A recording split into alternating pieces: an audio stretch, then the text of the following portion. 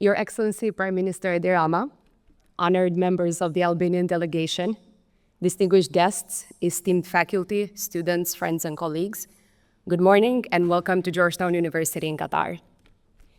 This is a special moment for me because two parts of my life that usually live far apart are suddenly colliding in one room.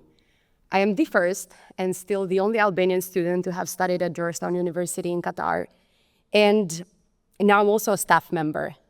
Studying here in Doha, a global hub of diplomacy, mediation, and geopolitical negotiation, has shaped the way I understand politics.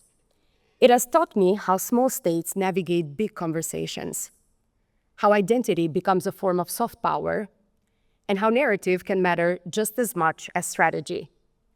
Albania, on the other hand, has shaped that learning quite as much. The way my country has reinvented itself, argued with itself, survived itself, and rebuilt itself has shaped the way I perceive diplomacy. As nothing is linear, nothing is guaranteed, and sometimes the most unexpected actors can change the story. Over the past few years, GUQ has taken me from Doha to Washington, D.C., Nepal, Kenya, and into friendships with students from over 70 countries. In each of those places, I was asked to explain Albania, its history, its energy, its resilience. And the reaction was more or less always the same. Yet, this sounds complicated. And my response would be, yeah, that's why we keep on electing leaders that have a very high tolerance for complexity. Otherwise, no one would survive trying to govern us. I am honored to introduce a leader who has not only survived that complexity, but thrived in it, His Excellency Prime Minister Edi Rama. He was born in Tirana in a family where art, debate, and public responsibility were woven into daily life. He studied at the Academy of Fine Arts and became a professor of painting, played basketball at a national level, and spent formative years living and working in Paris, a period that deepened his relationship with color, form, and experimentation.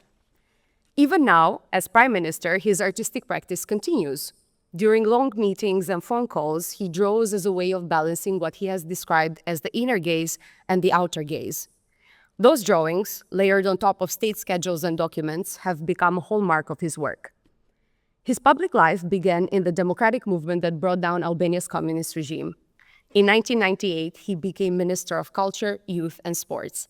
In 2000, he became Mayor of Tirana and led an urban transformation that people across the region still reference, reclaiming public spaces, removing illegal structures, expanding green areas, and repainting the facades of a city that had long forgotten its colors. That work earned him international recognition, but most importantly, it shifted how Albanian people saw their own capital.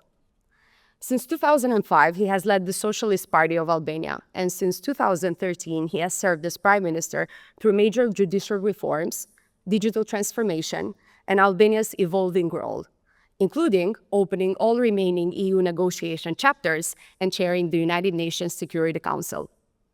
His leadership has oftentimes sparked debate, but its trajectory is undeniably unconventional, which feels fitting for a country that has never followed the straightforward path. That brings us to the themes at the center of today's event: the influence of creativity on leadership, the demands of institutional modernization, and how a small state positions itself in a rapidly changing global environment. This morning, His Excellency will be in conversation with Dr. Rogaia Abusharaf, Professor of Anthropology here at Georgetown. Her areas of expertise include human rights, gender, migration, diasporic studies, political anthropology, with a geographic focus on Sudan, the Gulf, and the Indian Ocean. She is the author of several books and the founding editor of Monsoon, Journal of the Indian Ocean Rim. Dean Basri would like to extend his regards. Unfortunately, he had a prior commitment today, but he will be glad to welcome His Excellency at his Majlis right after the event. Before I welcome His Excellency Prime Minister and Professor Abusharaf to the stage, I would like to say, Mirë se erdhët, Zoti Kryeministër. It's an honor to have you here at Georgetown. Encounters like this open doors, and I hope this will not be the last time we walk through one together. Please join me in welcoming Professor Abusharaf and His Excellency. Thank you.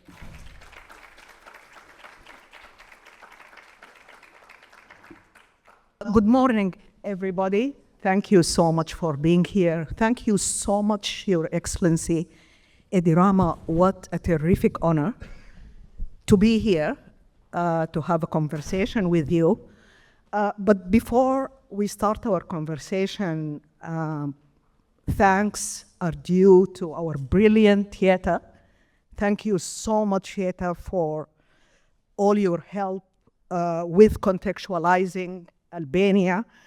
Thank you so much to Dean Masri for giving me such a rare opportunity, the first in my life, to be in conversation with a prime minister. So thank you, Dean Masri, so very much. Thanks to brilliant Trudy, Jack, Khalid, and our communication team. So thank you so much. Your Excellency, sometimes when you are given questions beforehand to ask, you miss some things, right? So for example, I didn't imagine that before the invitation that you and I have a lot of commonalities. One commonality is that I come from a city in Sudan where the Nile, the White and Blue Nile meets under the Blue Nile Bridge. You come from an area where the Adriatic Sea and the Mediterranean meet. That is incredible, and I think while it inspired you and your art, it didn't ignite the same kind of talent in me to be an artist or a painter. Can you please just start with your story as an artist and how that shaped your thinking, your subject position as a human in this world and as a prime minister of a country of thousands of years since antiquity, rich with archaeology, culture, amazing. So to you. When you started talking about communalities, I don't know why I thought that you would mention we are both dressed fully in black. That too. And I told the host while entering here, I saw my picture with a red tie, and I told him I hope nobody's disappointed that I am dressed differently than I look in the picture. This is incredible, by the way. But this is one of the reasons I feel so good when I come in this part of the world, because I have not to explain why I don't have a tie, like it is the case sometimes when I go like that to meet my Western friends. So thank you for having me here, and let me tell you that I'm very proud of having been introduced by a shining Albanian student of yours. I heard that she is the only Albanian student you have here, and I hope that she is enough bright and great to inspire you to bring more Albanian students here. Now going back to me and to my story. Well, I think you don't have enough time to hear my story because it's quite long and complex. But I should tell you that yes, I started my life since I was a very young kid, 3 years old, painting, and I never stopped painting. So I wanted to always to be an artist. I never imagined that one day I would be something else. And by the way, when I entered the office of the Minister of Culture, was the first office I entered in my life. Never saw an office before except the office of the Dean of the Art Faculty. So how it happened, I'm telling you, it happened without even me, even myself being aware that it was happening. And it happened because art brought me to question the limits of freedom. And the limits of freedom brought me to engage, to push for more space in a time and in a country where there was no freedom and where art was supposed to be, as they said, a weapon in the hands of the ruling party, and where artists were supposed to be, as they used to say, soldiers of the people. Meaning the art had to be serving the ideology and have to be limited to dogmas and to shapes and forms that were very, very strict. In the meantime, you have to just try and understand that Albania is in the middle of Europe, is really in the very middle of Europe, like the umbilicus of the continent physically. But Albania had a totally different story and history from both sides, the West and the East, that were already divided by Iron Curtain. Because Albania was isolated from both, pretending to be the only communist, really, truly communist country.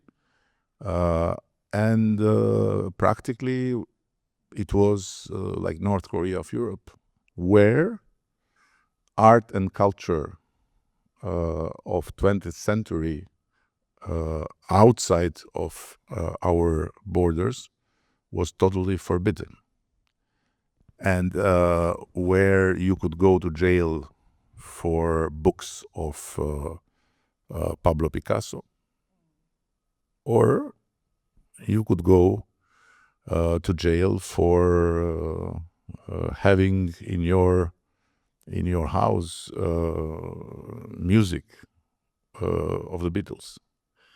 And on the other hand, Albania was the only country, in my knowledge, even outside Europe, but for sure in the whole Europe, that enshrined in its constitution atheism.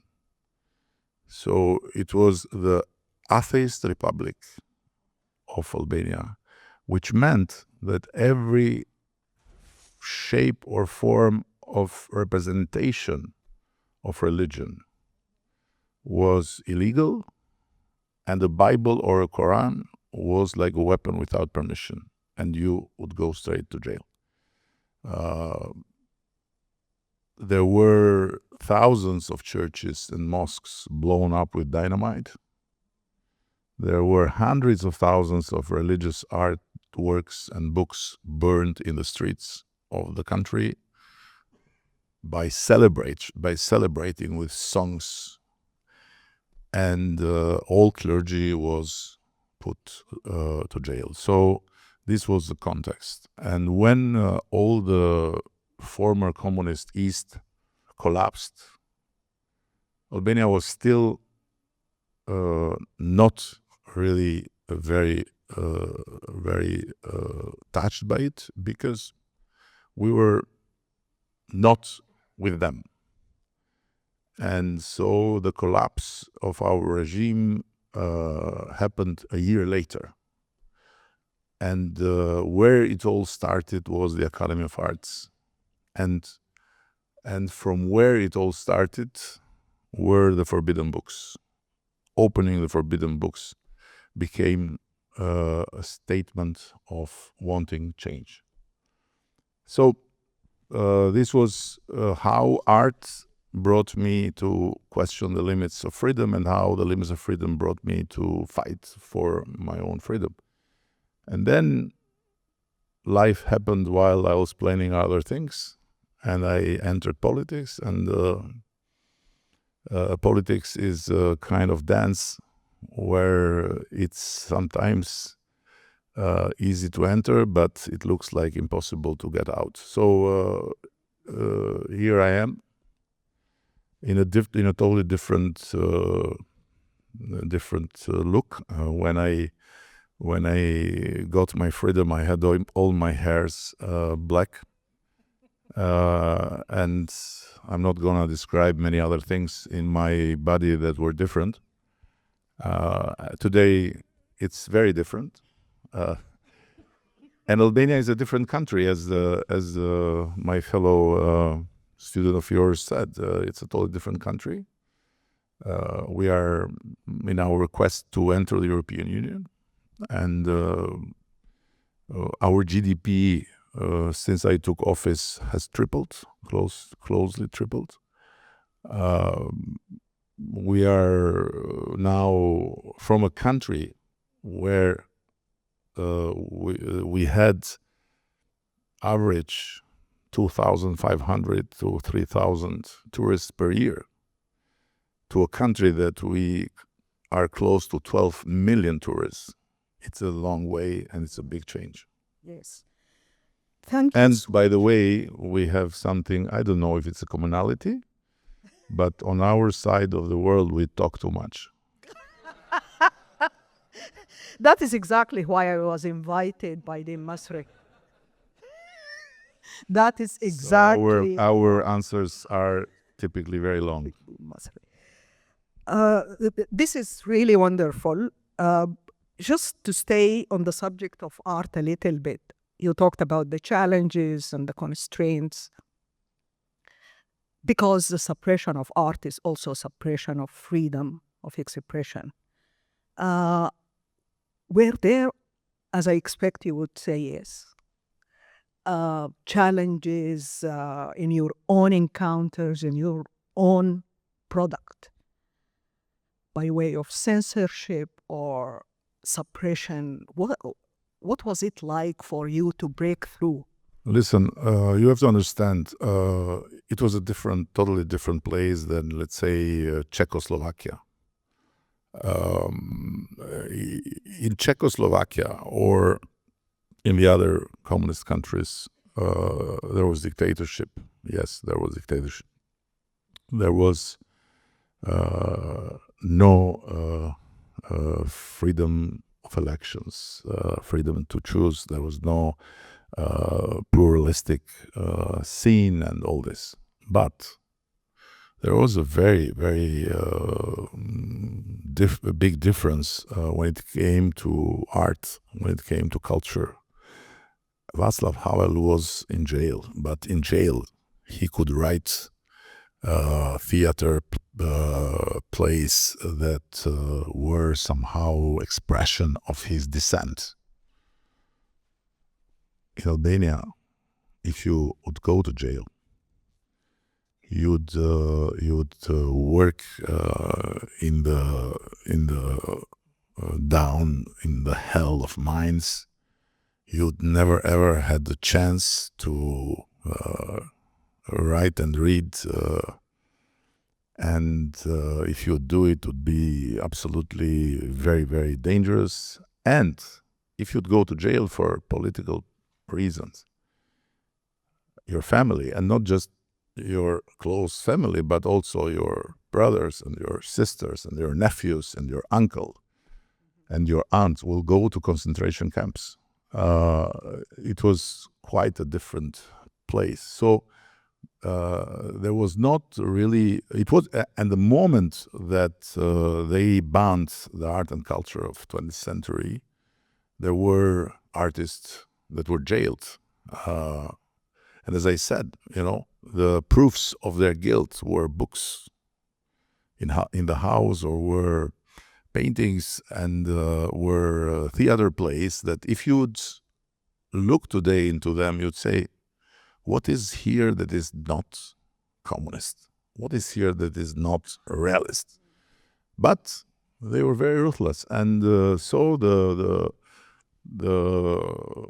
so working through art and trying to descend through art became impossible. So it started to move a bit, as I said, in that period when things were going bad, and we saw the chance to open a bit more of the space. But it was not, the struggle with the censorship was at the level that the censorship got inside the mind and the soul of people. So it was much more a self-censorship imposed by the very clear understanding combined with a fear that if you would try, you'd go to jail. And not only you'd go to jail, but your family would suffer big time. So it was different. We can definitely relate. It was a total nightmare. Yeah. Do you still paint? Every day. What is your favorite? I know it is unfair. I paint in my office during my meetings about tax, about security, about all the things. Yeah, it looks like I'm joking, or it looks like crazy, or it looks like not serious, whatever you want. But it's what I do. In my table in the Prime Minister's office is full of different type of instruments to paint. From pastels to the markers and to aquarels, and I just. I listen to what my ministers have to say or others have to say, and I just do it all the time. In the beginning, it was very, very bad because people thought I was just not caring. But then they came to realize that if I do that, I'm much more attentive to what they are talking about. Mm-hmm.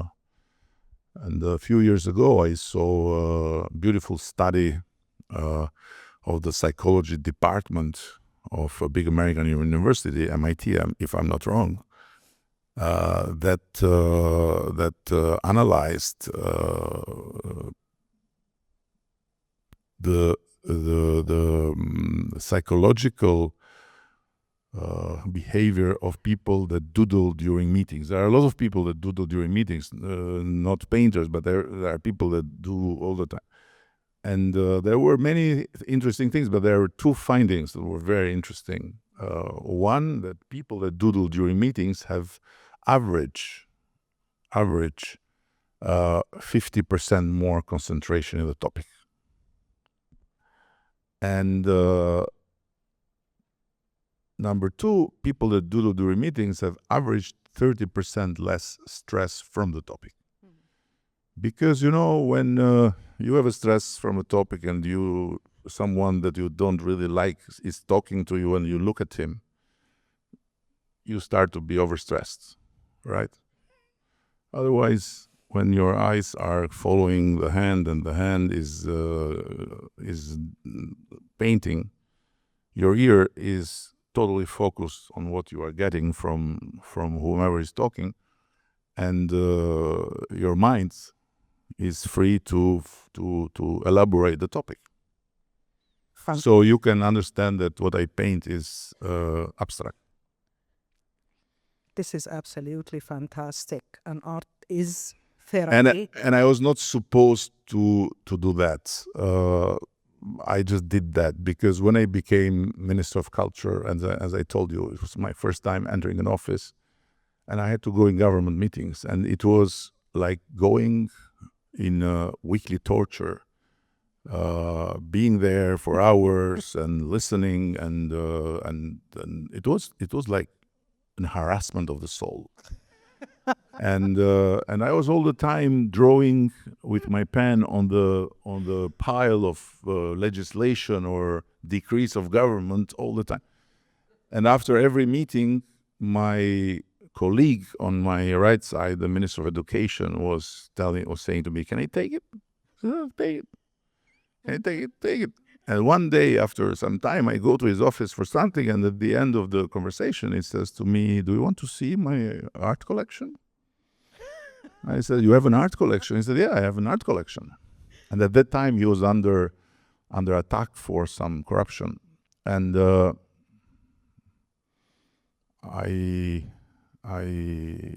he brings the big portfolio with my drawings. And I was going through, and when I saw all of them together, I said, oh my God, there is something interesting. So he's a thief. I have the proof. And I was very angry. I felt ripped off by a colleague. Exactly. So the attacks on him proved to be completely unfounded, but to me, he stole my art. And I went back to my office and I said to my assistant, you know, the guy is a thief. She said, why? I said, he stole my art. She said, what art? I said, my drawing. She said, but do you know how many I have? I said, you have? She said, yeah. And she opened it was full of my drawings. I was doing the same in office. And she was collecting. I said, don't dare to make a portfolio. Keep them and start to. And then a friend of mine, who now is one of the most important contemporary artists, Anri Sala, who was my student, he came and I said to him, look at it, you know. He said, wow, this is great. It's better than what you did when you were a free artist. And he said, why you don't do an exhibition? So from that, we made an exhibition. From the exhibition was made a book. And from the book, a gallery in Berlin got interested. And now my paintings are exposed in galleries. And so I had some great feedback from them in the Frieze of London and so on. So you're talking to a serious artist. You don't look at me like a failed artist that is doing bullshit politics. It's a bit different. Would you be mad at me if I said good for the person who stole your art? No, I'm not. I would not be mad at you because I made peace with that. But as the value of the drawings is growing in the art market every year, every time I see the price going up in the market, I made the calculation of how much money he is already adding to the value of his collection. And I can tell you, he will be a rich person. Very rich if he'll sell the collection. I'm envious. Okay. You should be, yeah. Yes, I'm very envious. Your dean is not an artist. You can't steal from him his doodles because they have no value. That is going to take me to my next question.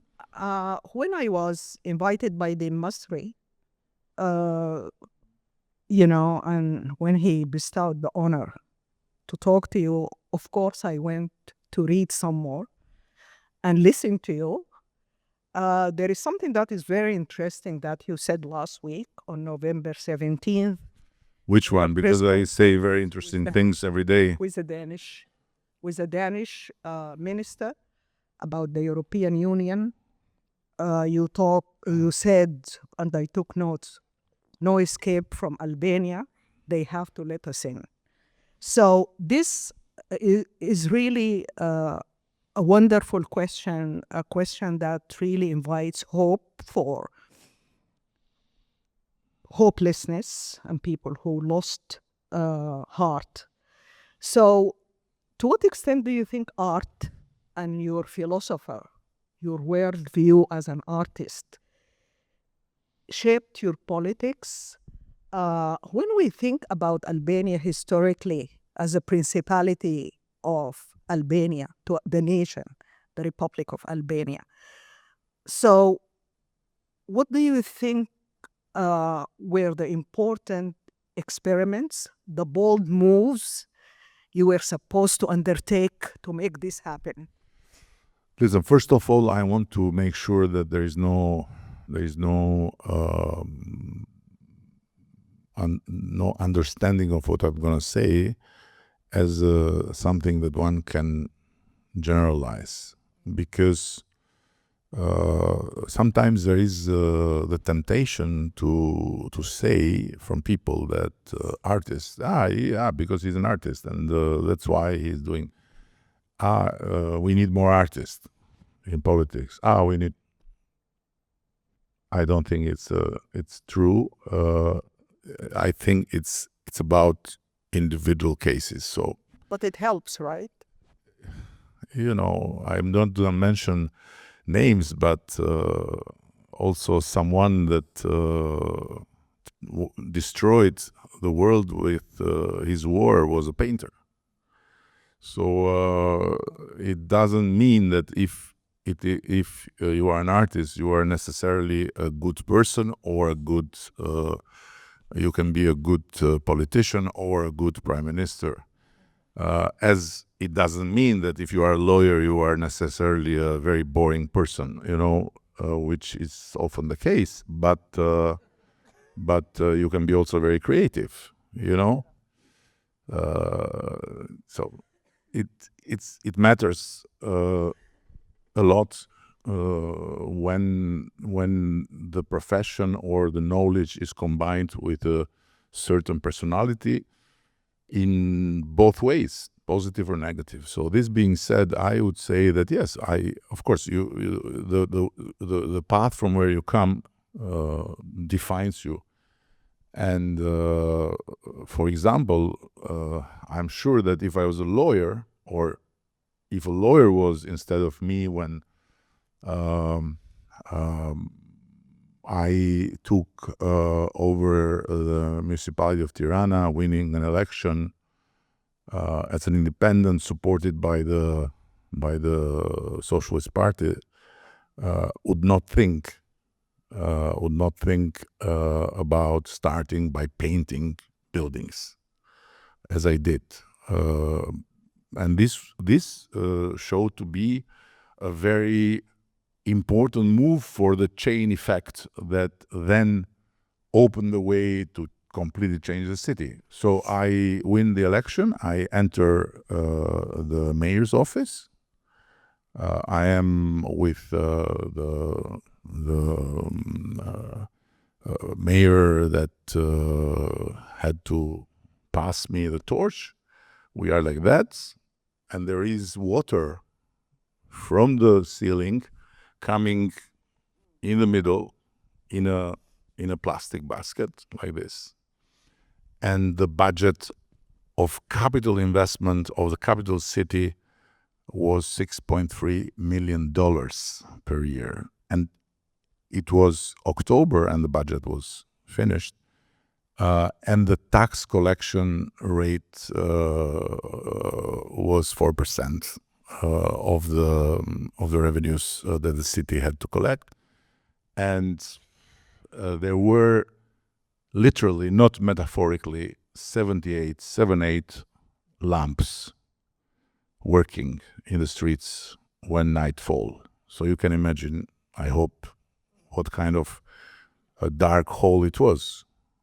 And from where to start was a big question. And I started by painting buildings. And this became a big buzz because it was everything was gray and was dusty, and because people after the fall of communism, the first 10 years from 1990 to 2000, and I entered office, they were trying to regain the space because there was no private property in communist Albania, so you couldn't own anything. There were no private cars. There were 5,000 cars in the country. Today we have 1 million. And they were all cars of officials. So our transport was bicycles, bus, train, or just feet. And everything was ours, but nothing was of anyone personally. So people started to take back forcefully the everything they could, which was not theirs in mostly of the time, squatting. So in every green area, imagine in your city here, every green area occupied by people coming from other parts of the land and building kiosks, putting plastic to start and sleep, and then starting to build and build and build and build everywhere. So we lost all public space, we lost all green space, everything. And in the residential buildings, people started to look for space. So we passed from a totally centralized economy to a market economy with no practically market. So people started to break the windows of the first floor, transform the apartments in the first floor in coffee shops, in flower shops, in barber shops, in different type of shops. People that were in the last floor started to break the ceilings to add more. People who were in the middle of a sandwich tried to do whatever they could with the balcony to bring the balcony in the space. So all this improved the life inside of the buildings, but completely transformed the buildings from outside, because nobody was caring how they look outside. Everyone was pushing from inside to get more space. So I said, okay, let's start paint this. And when we started painting, it became a big thing because colors started to punch the eyes of people, and the biggest discussion in the city became colors. We had all kinds of problems, but colors became the problem.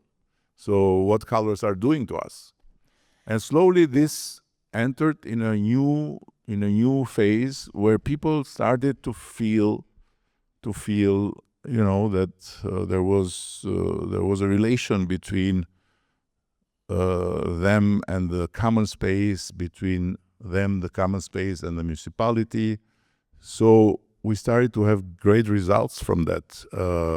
And at that time, I witnessed the best survey of my life because it was a big noise about it.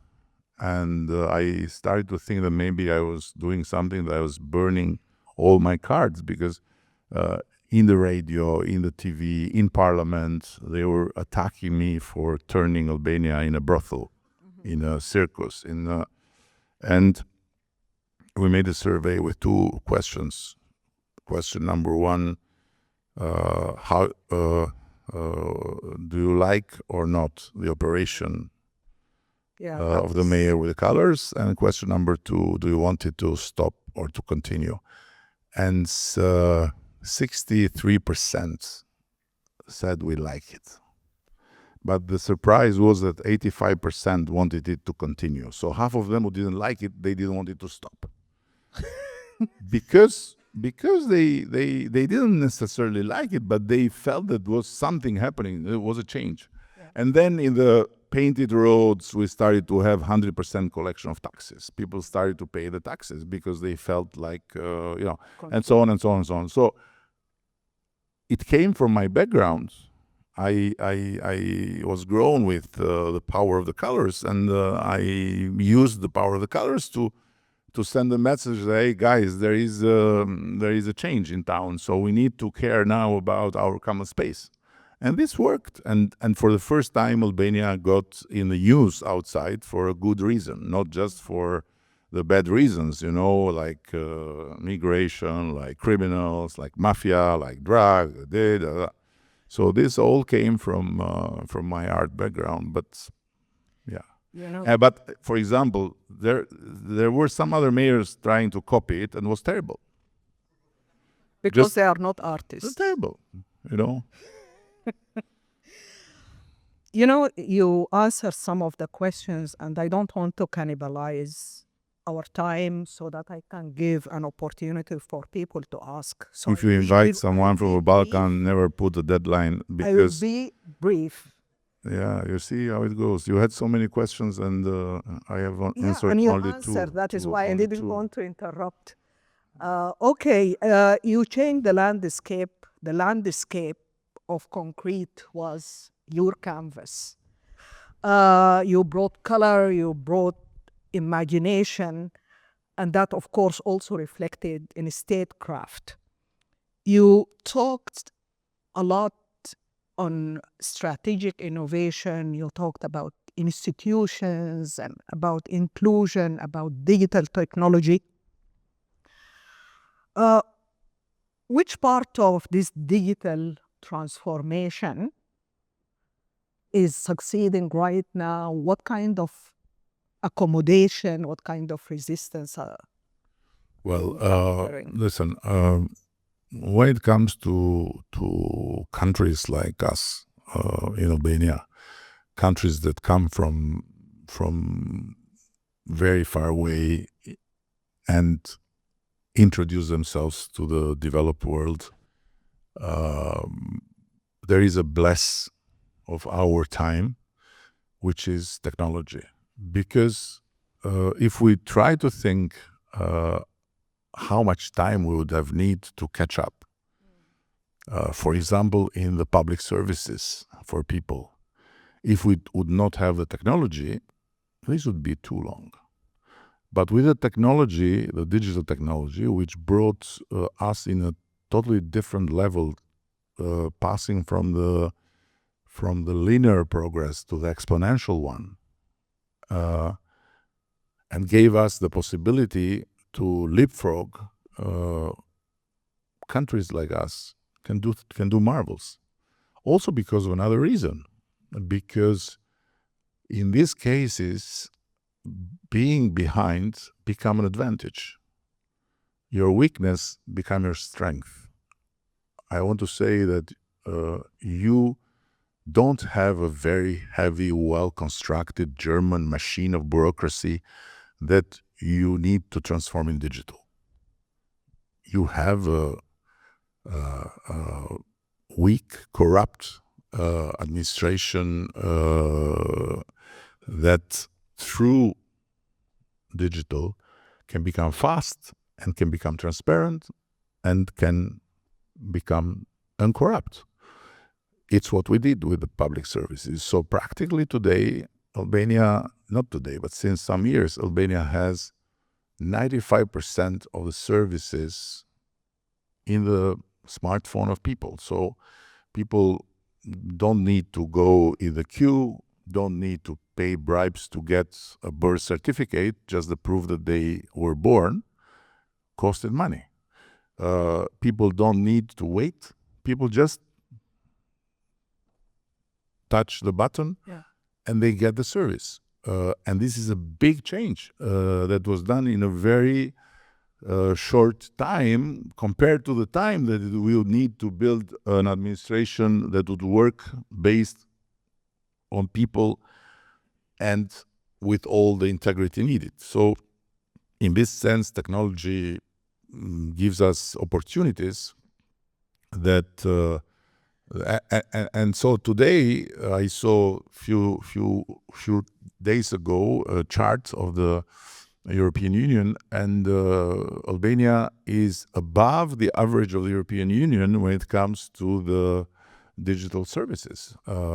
Not because we are smarter or not because we are more developed than them, but because we come from behind and we jump, And there is a reason why Germany, for example, is suffering a lot in digitalizing, because Germany has created an incredible efficient machine in the old way, and to go to the new way, it's not easy.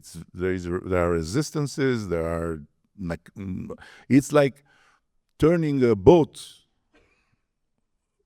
or turning a big ship. Yeah. Do you think that is going to expedite European Union full membership? The digital edge? For sure, it gives us a lot of advantage. For example, we are using artificial intelligence, and we have a minister of artificial intelligence, not human, but artificially made. that takes care of our integration, European integration process in one aspect that is very, very important. So to enter the European Union, and this country will not have to go through it, and for some reasons I'm very jealous. To enter European Union, you need to transfer the whole, technically, I'm not talking politically, which is another story, but technically, to be a country that EU will say, yes, they are ready to be part of us. Technically, you need to transfer all the EU body of law, the so-called acquis communautaire, in your body of law. In quantitative terms, it means that you have to take 4,000 and some hundreds of laws and bylaws from EU and transpose in your legislation. What countries did before technology is allowing us to do it differently? They employed an army of translators. They employed an army of lawyers to translate, to adopt, to draft, which took years and years. So Croatia, that was a shining example, had to spend 7 years just to do that. We, with our artificial intelligence, are doing it in real time, are doing it very fast, because we created a model that brings to us everything in our language, and not only, but creates impact assessment and all other type of things. I'm under the impression that the two men in the first row are becoming impatient with you, that are not telling me to get out. Please. Oh, No? please. I am going to be Impatient very... with her, not we with are, me. We are winding down. As I said, I want people to... I will ask one human question and another one about the strategy. Let me start with a strategy about Albania and Qatar, relationship with the wider region, and please, if you can just... Be sure. A lot of people are keen. If you can be sure, that would be wonderful. The other thing is about basketball. If you can tell me about your favorite team on the NBA. Well, the second fascinates me. So if you can bring this back. I'm going to tell you, I've stopped watching basketball since Michael Jordan stopped playing.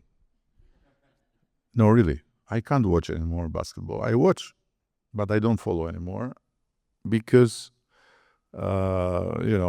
it's like going to the moon and then being brought back and adopt yourself again with Earth. So the Chicago Bulls and Michael Jordan was the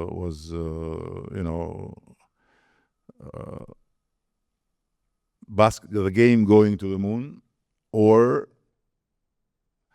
Jesus coming back in the pitch dressed in black. So this is how we see it. And since then, I can't follow NBA. I watch time after time just for watching, but it's nothing to do. That was something that everyone, I believe, that had the opportunity to live that time had a blast. So this is about basketball. So I'm not... what is just about this random question about basketball? No, I don't know why you asked about basketball. But because Qatar is going to host the national basketball, and I hope you will be here to watch. So please, Qatar, and then I will use the opportunity to come to Qatar, but I'm not going to be in the game. I'm going to watch around Doha the marvels you are doing. So it's a good chance to come. But let me say to you one thing. I visited this country last time during the blockade. And then I went to another country nearby. And a friend of mine there asked me, why you went to Qatar? They are not good to us. I said, listen, you are brothers that in this moment have a conflict. I'm just a friend of both. So don't treat me like such a stupid person that will take sides among two brothers in a fight. Because when you'll be brothers again, I will be ridiculed by both of you.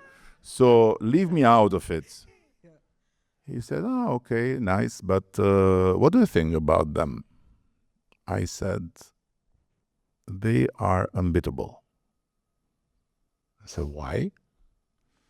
I said, don't take this as something offensive, but in Qatar, 9 a.m. was 9 a.m.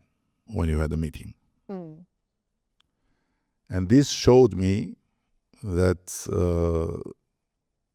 they will not be beaten.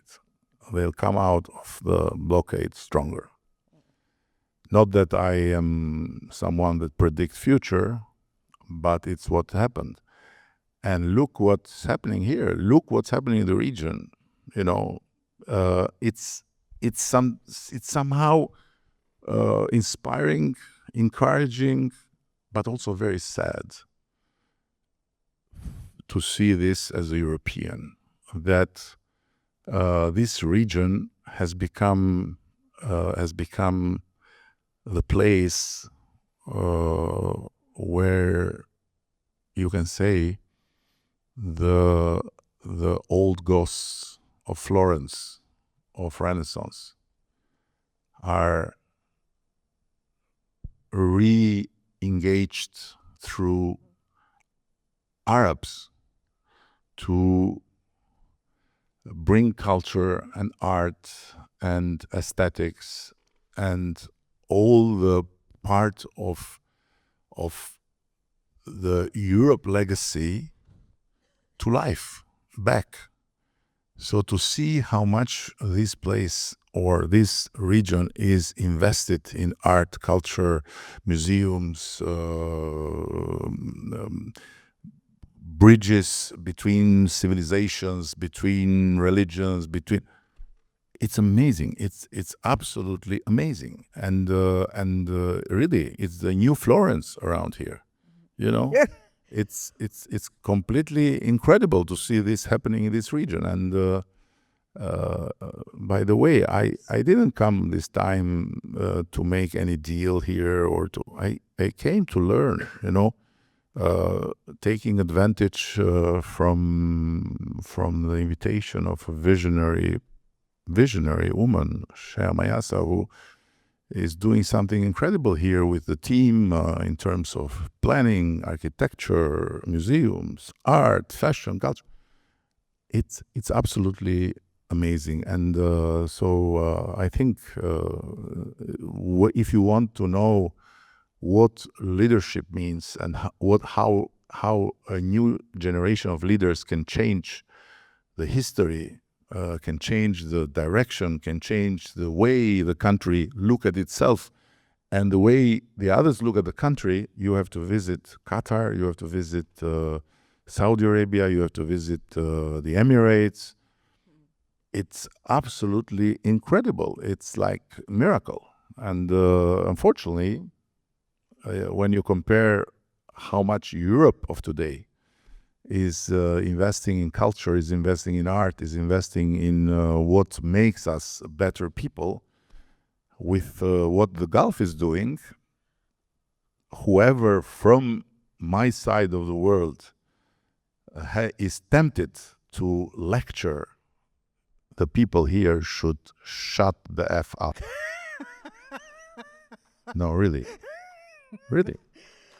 Yeah, okay. I want to ask to just accommodate two questions because it is my fault. I didn't want to interrupt you. It's always women's fault. We used to say in our party world. And then I will take. Yeah, okay, please. Yeah, please, I'll just take two questions, one here and one there. All right. Yes, for sure. Thank you so much. Firstly, Mirza Erdat. I, just like Yeta, I'm also the first Albanian student at Northwestern right here in Qatar. And to be honest, I had so many questions, but firstly, that's not only one of my firsts. I also was it was my first time voting this year as part of the Albanian diaspora. And this year's elections were exceptionally tough. Yet you managed to secure a fourth mandate, which is uncommon everywhere in the world, and of course came as a surprise to many people inside and outside Albania. And there's different views as to why, but I wanted to hear from what is your view? Why do you think that the voters decided to give you that chance and extend your tenure despite heightened political pressure and criticism? And what do you think gave you the decisive edge? Thank you so much. Can we take the other one? And yes. No, to this question, I'll give the shortest answer because I'm the best. They didn't have a better option. Yes, please. Prime Minister Rama, thank you so much for being here. I really enjoyed this conversation. My name is Aras Karlada. I'm a Turkish senior at UQ, and I'm already enrolled for the main campus for a master's degree in European Studies. My question is going to be about Albania's EU accession process, which Professor Abusharaf already mentioned. You are very determined to make it happen, but given that any domestic changes in EU nation, in Albania, anywhere in the EU basically, can inhibit this process, what makes you stay motivated in this journey that can take decades? Because I also come from a country that has been trying it for decades, not so ambitiously, but still You are trying. from Turkey. Yes. I could understand it. So what is the strategy that you're adopting to stay motivated or to make it happen, to make it come to life? Listen,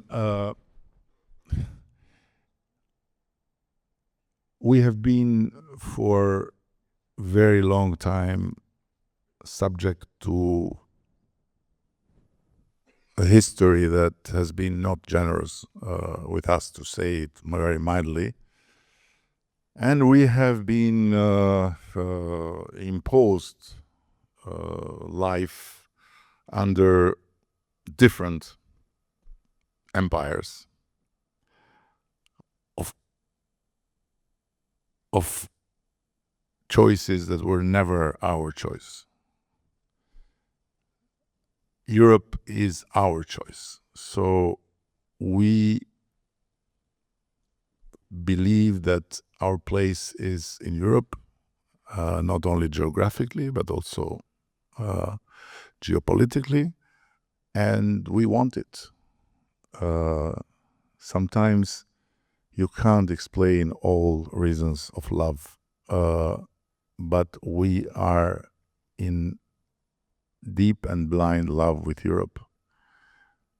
And finally, we can say it openly, because when we would dare to say it by whispering, we could go to jail.